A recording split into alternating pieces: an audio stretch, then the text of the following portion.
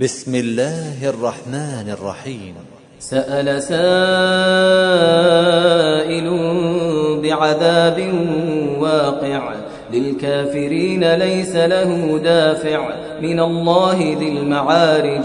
تعرج الملائكة والروح إليه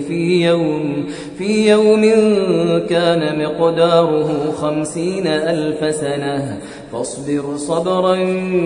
جميلا إنهم يرونه بعيدا ونراه قريبا يوم تكون السماء كالمهل وتكون الجبال كالعهن ولا يسأل حميم حميما يبصرونهم يود المجرم لو يفتدي من عذاب يومئذ ببنيه وصاحبته وأخيه وفصيلته التي تؤويه ومن في الأرض جميعا ثم ينجيه كلا إنها لظى نزاعة للشوى تدعو من أدبر وتولى وجمع فأوعى إن الإنسان خلق هلوعا إذا مسه الشر جزوعا وإذا مسه الخير منوعا إلا المصلين الذين هم على صلاتهم دائمون والذين في أموالهم حق معلوم للسائل والمحروم والذين يصدقون بيوم الدين والذين هم من عذاب ربهم مشفقون إن عذاب ربهم غير مأمون إن عذاب ربهم غير مأمون والذين هم لفروجهم حافظون إلا على أزواجهم أو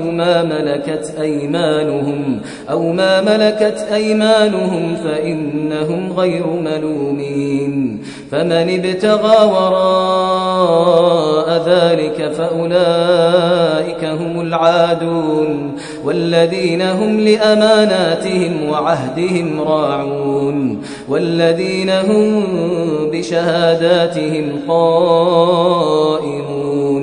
والذين هم على صلاتهم يحافظون أولئك في جنات مكرمون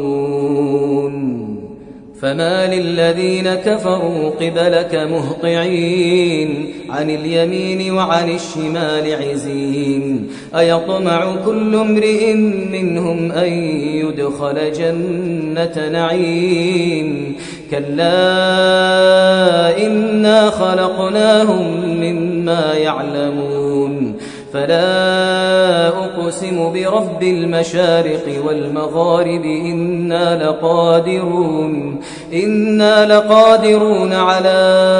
أن نبدل خيرا منهم وما نحن بمسبوقين فذرهم يخوضوا ويلعبوا حتى يلاقوا يومهم الذي يوعدون يوم يخرجون من الأجداث سراعا كأنهم إلى نصب